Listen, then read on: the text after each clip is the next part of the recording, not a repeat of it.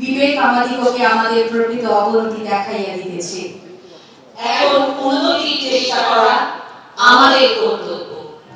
মাহিনায় জালিয়াতির বিচার।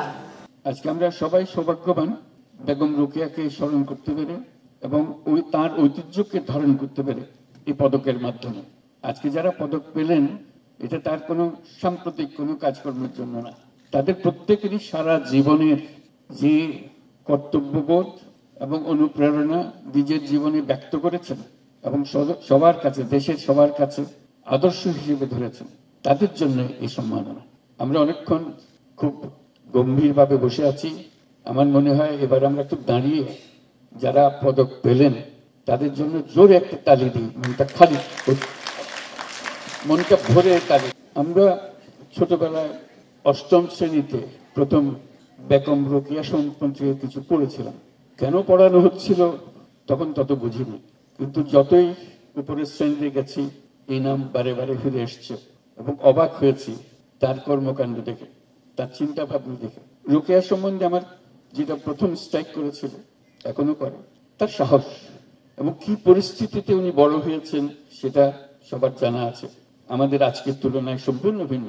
লেখাপড়ার সুযোগটাও আবার কিভাবে পেয়েছেন, কি ধরনের কত কষ্ট করে সে লেখাপড়া তাকে করতে হয়েছে। ওর মধ্যেই তিনি এক প্রতিবাদী বালিকা, প্রতিবাদী মহিলা, প্রতিবাদী তরুণী হয়ে উঠে আসছেন। কল্পনার শক্তি মানুষের সমস্ত শক্তির ঊর্ধ্বে, সর্বোচ্চ। এটাতে কোনো পয়সা খরচ নেই, এটাতে কোনো আয়োজন নেই, শুধু মনটাকে ছেড়ে দাও, এবং বেগম রোকেয়া সেটা করেছে।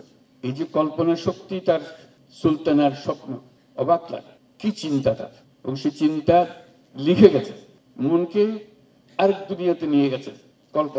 কল্পনার শক্তিটা আসে এই জন্য, কল্পনা ছাড়া বাস্তব সম্ভব না। যদি কল্পনা করি একদিন সেটা বাস্তব হবে, যদি কল্পনা না করি বাস্তব হওয়ার কোনো সম্ভাবনা নাই। অথচ এই কল্পনা শক্তি আমার আয়ত্তের ভেতরে, যেটা সুলতানার স্বপ্ন, সুলতানার কল্পনা। চাঁদে যাওয়ার কল্পনা করেছি, মানুষ একদিন চাঁদে গিয়েছে, আর তারপরে আরো বহু দূরে চলে গেছে। ওই শুধু কল্পনা। যদি চাঁদে যাওয়ার কল্পনা না হতো এই দুঃসাহসিক অভিযান আর হতো না।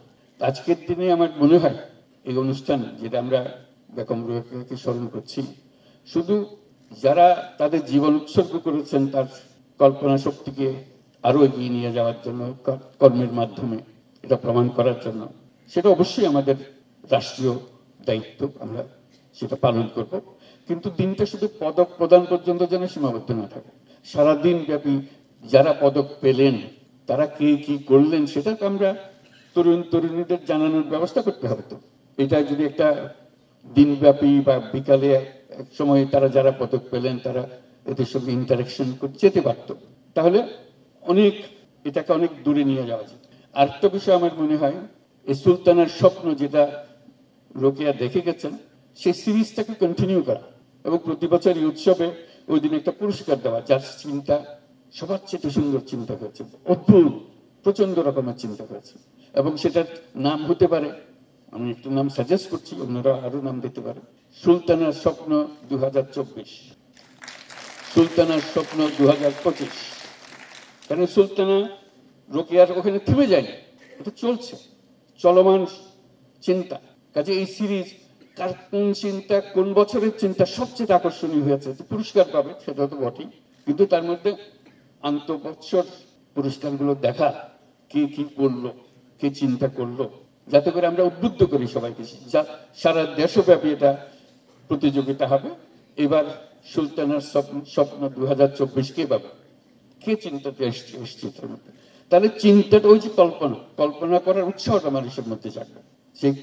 সেই কথাগুলো চিন্তা করে আজকে আমরা আবারও অভিনন্দন জানাচ্ছি যারা সারা জীবন ব্যাপী তাদের কর্মকাণ্ডের মধ্যে এই সুলতানার স্বপ্নগুলো কাজে পরিণত করেছেন। আমার আরো বহু স্বপ্ন রয়ে গেছে, এখানে থেমে যায়নি।